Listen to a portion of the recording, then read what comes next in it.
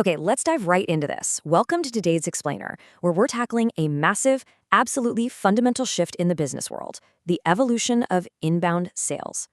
If you've been paying any attention to the market lately, you already know that the old ways of doing things are just hitting a brick wall. So today, we're going to explore exactly how to adapt your sales approach to match what's actually happening in the current market. And we'll do it by taking a highly structured look at the modern buyer's journey. To start things off, we really have to address the elephant in the room. Why exactly are traditional sales tactics failing so badly?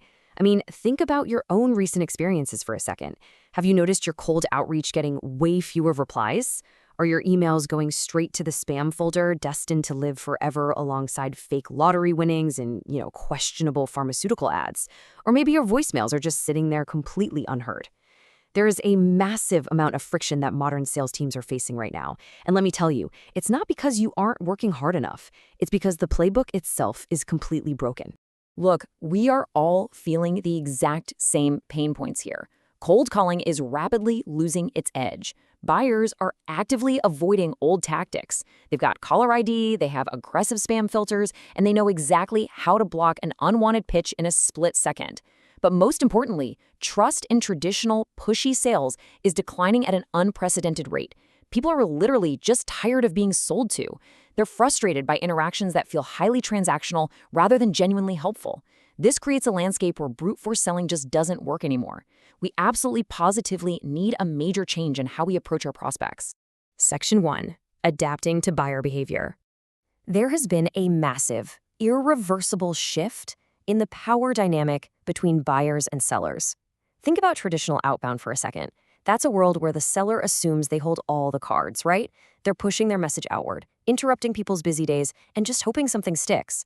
But contrast that with modern inbound. The buyer is now undeniably in control. They're armed with search engines, reviews, forums, and a wealth of data before they ever even speak to a human being.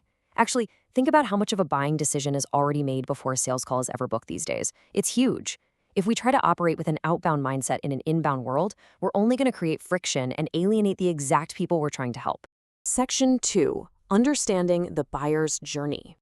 So how do we move from all that friction to actual flow? Well, by deeply understanding the buyer's journey. Instead of forcing our own timeline onto a prospect, we have to map our entire approach to the path they are naturally taking anyway. This brings us to a formal definition that really needs to be the absolute bedrock of your strategy moving forward. Inbound sales is a methodology that prioritizes the needs, challenges, goals, and interests of individual buyers, aligning directly with their journey. Now notice what isn't in that definition. Your quota, your product features, your quarterly targets. We must align our strategies with how people actually want to buy. We have to act as a trusted guide who facilitates a decision rather than a forceful pitcher trying to secure a quick close. To put it even more simply, the buyer is the hero. You are the guide. This is a fundamental shift in the required sales mindset. For decades, salespeople were taught to be the heroes, the charismatic closers who swoop in and save the day with their amazing product. But in the modern landscape, the buyer is the center of the story. They are on a quest to solve a problem, and you are simply the wise mentor offering the right tools, context, and insights along the way. When you really internalize this, everything about how you communicate changes for the better. Section 3. Stages of the buyer's journey. Every hero goes on a specific, predictable quest. By breaking down this core concept into distinct phases, we can make sure we're meeting our buyers exactly where they are, with the exact information they need at that precise moment. The journey is defined by 3 chronological steps. First up, the awareness stage. This is when the buyer realizes they have a problem or an opportunity, but honestly, they might not even know what to call it yet. They're just doing educational research to clearly understand and frame their issue. Second, we have the consideration stage. Now they've actually given their problem a name, and they're actively looking at different categories of solutions. They're comparing overarching approaches, not necessarily specific vendors just yet. Finally, the decision stage. This is where they've decided on their solution strategy or method, and they're making a final purchase choice among a short list of providers. You cannot skip these steps, and you certainly cannot rush them. Section 4. Key questions for each stage. Now, understanding the theory is great, but translating these 3 stages into actionable, real-world sales conversations, that is where the magic happens. Your job is to uncover where the buyer is by asking the right questions that help them and you clarify their path forward. During the awareness stage, your primary question should really just be, what is the buyer's core challenge? Your conversation should strictly be about diagnosing their pain.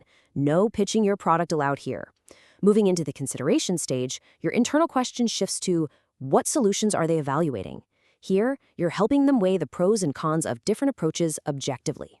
And finally, in the decision stage, you're asking, what criteria drives their final choice? Now you can finally talk about why your specific offering is the absolute best fit for their unique criteria. By structuring your conversations around these questions, you act as a helpful, consultative guide.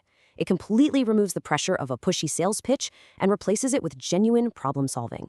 Section 5. Conclusion: embracing inbound sales.